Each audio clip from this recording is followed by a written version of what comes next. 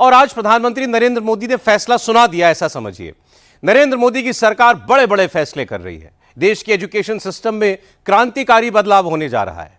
कुछ ऐसा होने वाला है जो पहले कभी नहीं हुआ। मोदी सरकार पेपर लीक की समस्या का परमानेंट सॉल्यूशन लेकर आने वाली है। पेपर लीक माफिया को मिट्टी में मिलाने वाली है। सरकार एक ऐसा कानून लाने वाली है जिससे पेपर लीक माफिया का धंधा पूरी तरह चौपट हो जाएगा।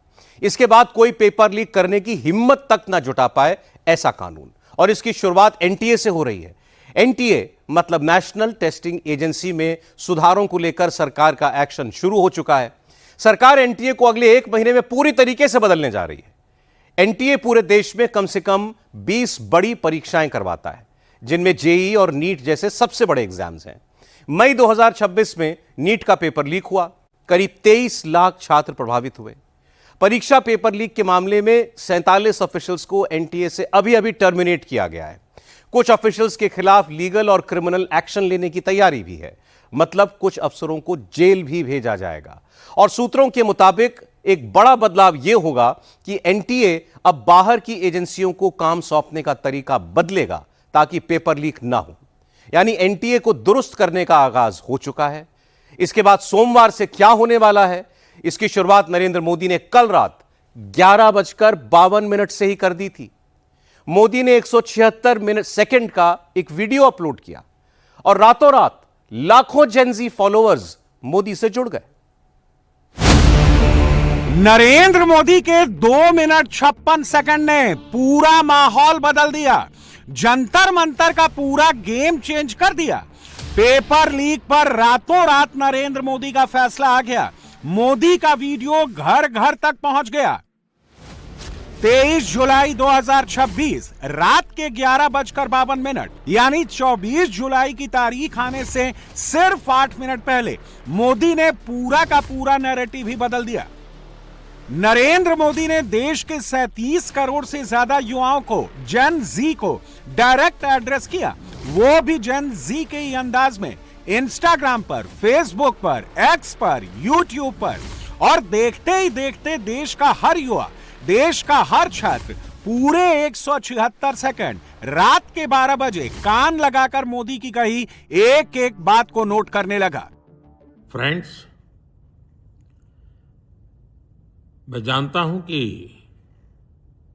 पेपर लीक एक कोई मामूली विषय नहीं है।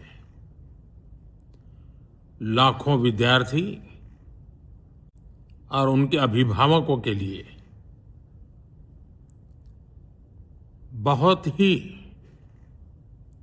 पीड़ादायक है। और इसलिए पेपर लीक घटना से अब तक पिछले 2.5 महीनों में अनेक विध कदम उठाए गए। गुनहगारों को पकड़ा गया है, वे जेल में पड़े हैं। हमारा सबसे महत्वपूर्ण जिम्मा था कि विद्यार्थियों का 1 वर्ष बर्बाद न हो। तत्काल परीक्षाएं लेना बहुत जरूरी था। सरकार ने अभी पूरी शक्ति का उपयोग करके कम से कम समय में 22 लाख जितने विद्यार्थियों के एग्जाम हो जाएं, इसका प्रबंध किया। और अभी 5-6 दिन पहले 19 तारीख को रिजल्ट भी आ गया। और देश भर में उत्तीर्ण हो गए विद्यार्थियों की खुशियों की खबरें भी आ रही हैं। लेकिन हम वहां पर संतोष मानने वाले लोगों में से नहीं है। और इसलिए मैंने आज फास्ट ट्रैक कोर्ट के लिए विभागों को निर्देश दिए थे। आज विभागों ने लगातार मेहनत करके देर रात मुझे मुसद्दा भी दे दिया। फास्ट ट्रैक कोर्ट और कठोर सजा के प्रावधान के साथ का ये मुसद्दा कल कैबिनेट में चर्चा होगी। कैबिनेट के साथियों के सुझाव के बाद उसका अंतिम रूप दिया जाएगा और सोमवार से संसद का दूसरा सप्ताह शुरू हो रहा है, तब जल्द से जल्द उस बिल को सदन में पारित कराने का प्रयास किया जाएगा। आधी रात में मोदी का वीडियो संदेश सोशल मीडिया पर आग की तरह फैला। हर बीतते सेकंड के साथ लाइक, शेयर्स, व्यूज में इजाफा होता चला गया। एक्स पर 3 करोड़ से ज्यादा व्यूज, 2 लाख से ज्यादा लाइक्स, 50,000 से ज्यादा रीपोस्ट हो गए हैं। इंस्टाग्राम पर मोदी का वीडियो अपलोड होते ही 10 करोड़ से ज्यादा व्यूज आ गए, 1.5 करोड़ से ज्यादा लाइक्स आ गए, 12 लाख से ज्यादा कमेंट्स आ गए, 10 लाख से ज्यादा रीपोस्ट हो गए, 55 लाख से ज्यादा शेयर हो गए। इसी तरह यूट्यूब पर नरेंद्र मोदी के वीडियो को 13 लाख से ज्यादा व्यूज, 1 लाख से ज्यादा लाइक्स मिले।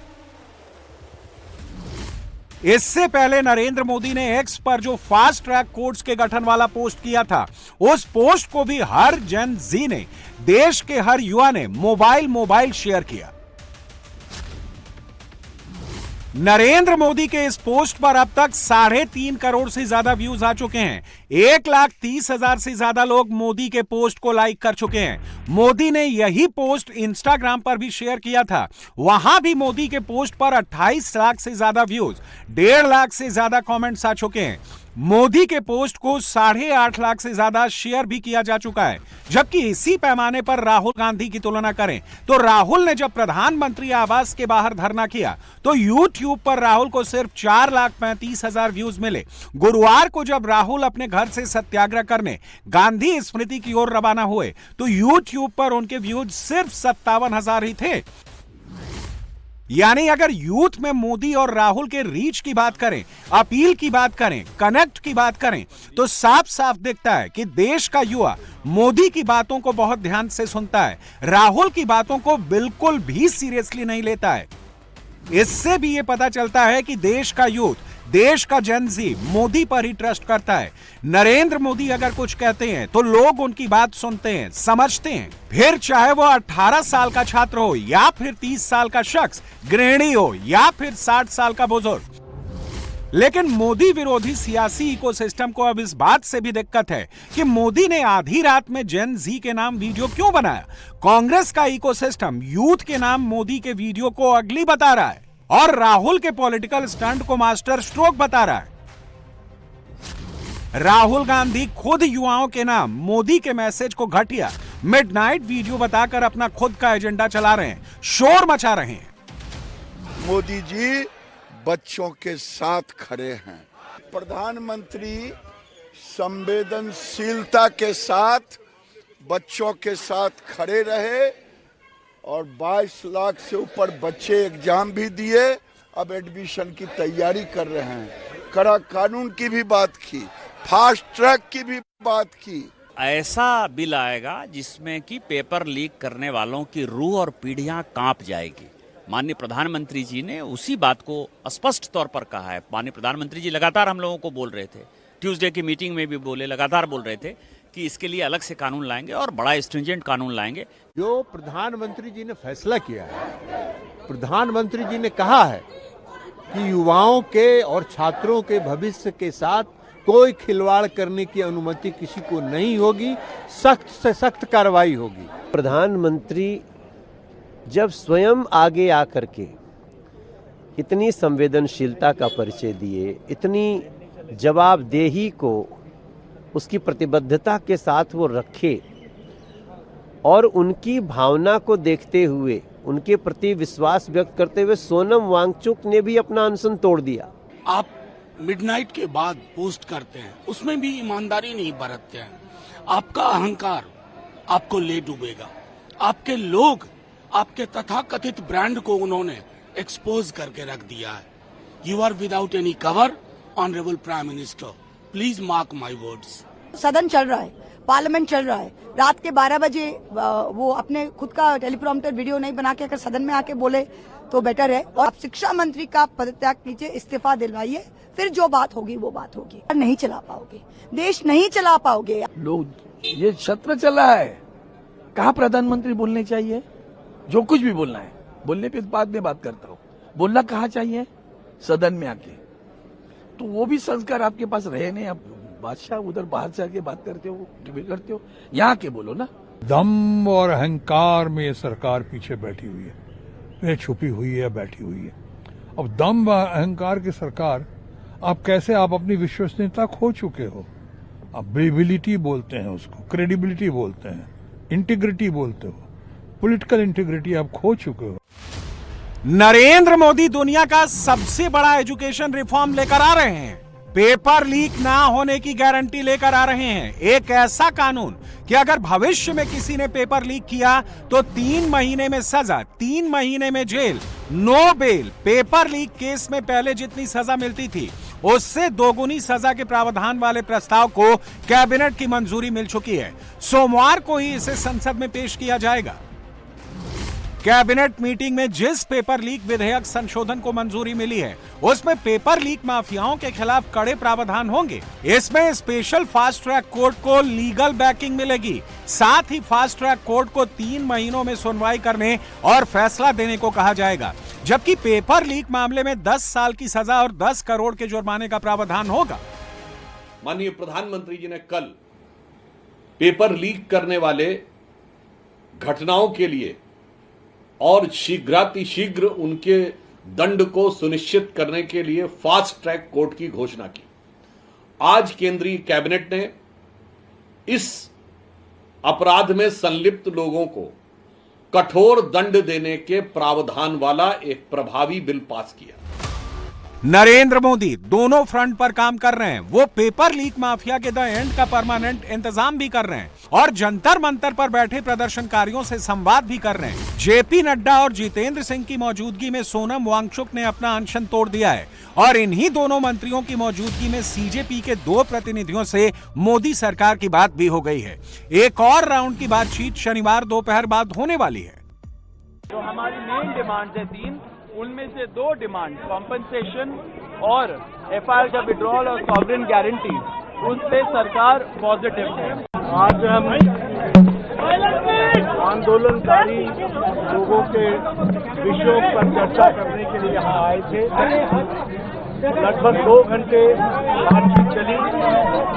सरकार की ओर से मैं और मेरे साथ भारत सरकार के मंत्री जितेंद्र सिंह जी बातचीत में शामिल हुए।